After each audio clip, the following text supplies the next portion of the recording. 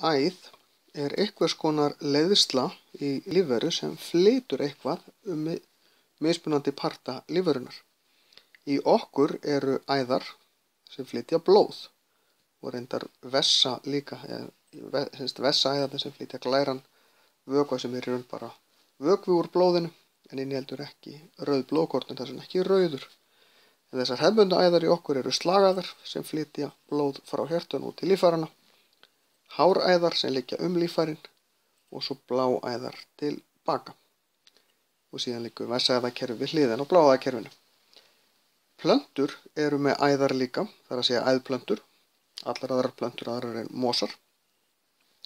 Þær eru með tvær megingerðir af æðum, svo kallaðar viðaræðar sem flytja vatn og steinefni og svo sáldæðar sem flytja sykurlög plöntuna. Skordýr og sum smádýr eru með loftæðar til þess að flytja súrefni lífveruna, því þær eru ekki með blóð til þess að blóðrásarkerfi til þess að gera þetta, og svo koltvíoxíð til baka.